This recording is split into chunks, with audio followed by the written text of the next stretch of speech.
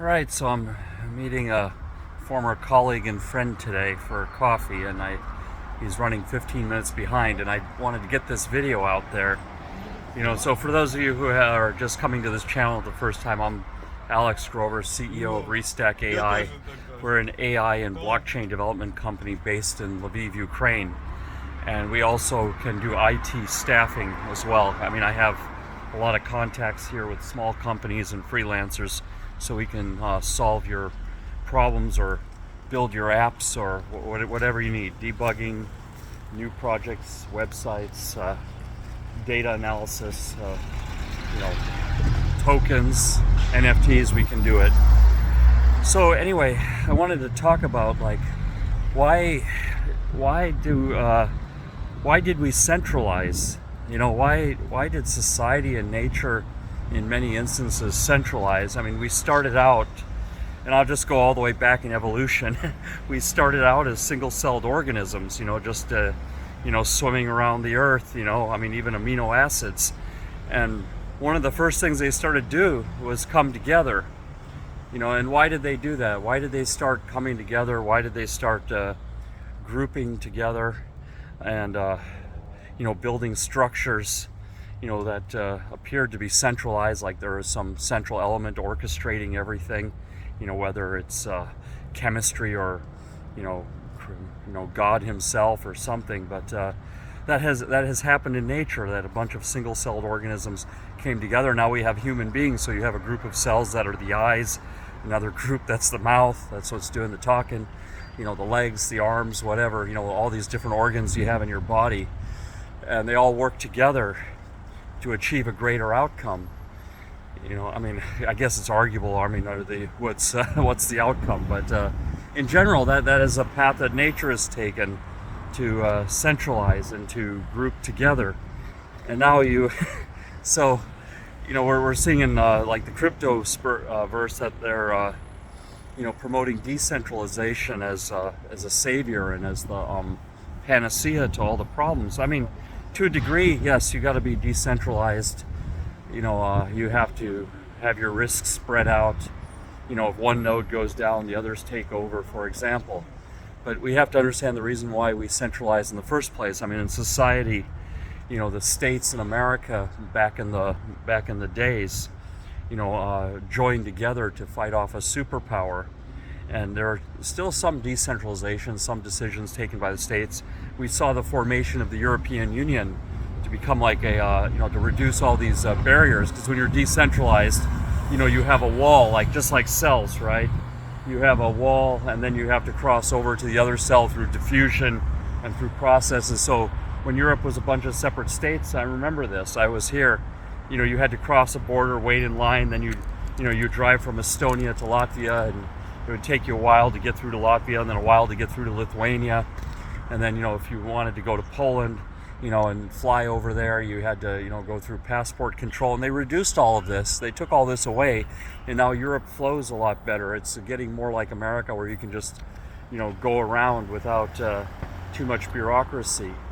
So that created some new efficiencies. So instead of resources being devoted to having these checkpoints and these gates, it could be devoted into building infrastructure or redeploying those people into jobs that have economic output. For example, if you're running a bakery, you have a security guard and a baker. You'd want the society to be safe enough so you could employ that security guard as a second baker and double your output and double your sales. This is the reason why organisms, nature, chooses centralization, humans, societies. It's not all bad. We saw in blockchain, if you have something completely decentralized, Bitcoin is arguably not as decentralized as people think, or Ethereum, because you got to be really rich to afford a node and do the mining at a meaningful amount. But it costs a lot of money, to do a transaction. Your $5 cup of coffee costs $50 sometimes to process the fees. We are seeing the proof of stake and the relatively centralized networks have lower fees, like Solana or Wax versus Matic or Ethereum. Matic, Polygon is relatively centralized, and it's a layer 2, but it still has relatively high fees, like compared to Solana and other networks. But anyway, I want to say I do like Polygon. I like their corporate approach, and it fits a certain type of projects, and Solana fits another type of project.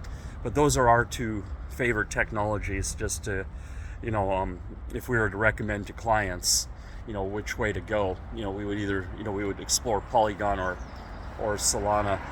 I mean, maybe Wax in the odd situation, but the problem is, like, you want to be in the top 10. Generally, we gravitate towards top 10 technologies where we know there's a developer base and there's a commercial base, and there's volume, there's transaction volume. That's very important to have transaction volume, especially when you're building for clients.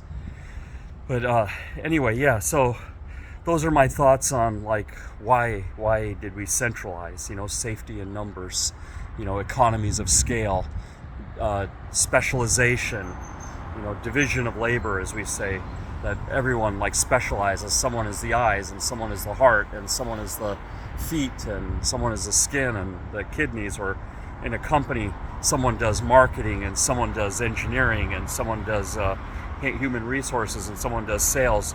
I mean, believe me, I'm running a small company, and between my partner and ourselves, we're doing, like, wearing 8 hats for 2 people. It's hard.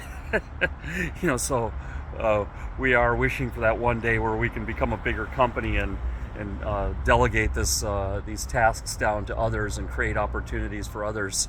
That's everyone's goal. I mean, we even see this in history, like in the Industrial Revolution. Before it, everyone was, like, weaving tapestries in their apartments or in their houses, and then selling it on the market, and they had to make their own food, and they had to have their own chickens and everything. And then the Industrial Revolution came, and the loom went to the factory, and people could focus on different things. They could take that fabric and start making clothes.